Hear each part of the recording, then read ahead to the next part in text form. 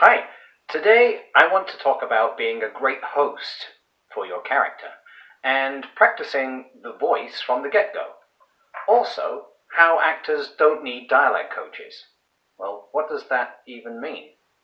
To explore that, I'd like to make a comparison to a complex psychological condition called DID, or dissociative identity disorder. Its sufferers, who sometimes call themselves multiples, are characterized by having more than one sense of identity within a single human body. The host, who is the most prominent personality, has one or more personalities, or alters. When an alter takes control of the body, they're said to be fronting. Interestingly, these alters often have different voices and even accents contrasting with that of the host. An actor is at a huge advantage over a multiple in that, as the host, she can choose when a character fronts. She's also in touch with and usually taps into her thoughts, memories, feelings, actions, and increasingly her sense of identity. Where the actor is at a disadvantage, though, is that her character is not a ready-made real personality. A character, along with her behaviors, voice, and accent, have to be developed and practiced. Glenda Jackson once said, "Acting is not about dressing up. Acting is about stripping bare. The whole essence of learning lines is to forget them so you can make them sound like you thought of them that instant." The same goes for your character's mannerisms, voice, and accent. Some actors say, "I'm never going to be just me." And that's right, the character is not you, but it's hosted by you.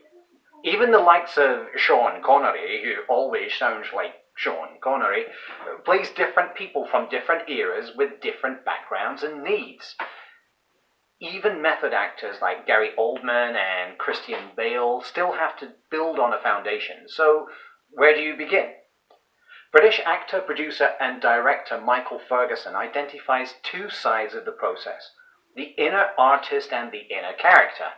You could look at them like right brain versus left brain, with the artist or actor being the analytical and logical left brain, and the character as the intuitive, creative right brain, spontaneous, creative, and experimental.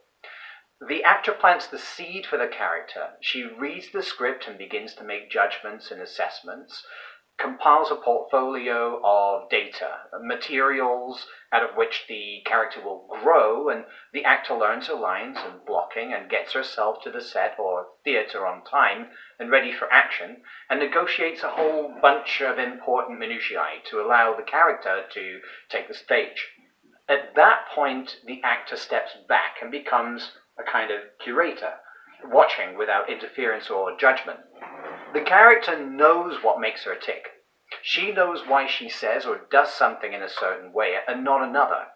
The character says the line when it comes into her head because it's a part of her thought process and her free will, and not the predetermined fate of a drafted, written, and exhaustively edited script.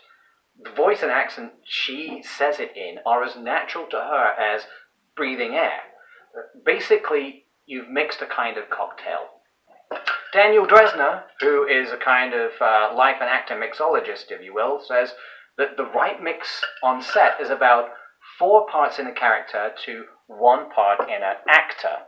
The actor's present to know the camera is there so the character hits her mark and gets the right angle relative to it, but there's enough of the character to ignore the bright lights and mid-afternoon summer heat are not a part of her brisk and breezy autumn morning in 1743, for which she must wear a great cumbersome wig and a woolen coat over a hooped dress hiding a restrictive whalebone corset.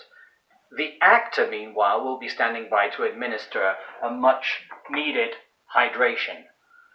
The dialect coach is often standing by to give feedback on any telltale deviances from the character's true voice. Actors don't need dialect coaches. Characters do. And that is why, well before this point, the voice, incorporating the speech sounds, intonations, rhythms, and idiosyncrasies, must come directly and naturally from the character. The accent must be mixed in with all the other ingredients, and thoroughly stirred and never strained, and certainly not added in the last stages like a garnish. Cheers. If you have any comments or questions or suggestions, then please write those below. Have a good one.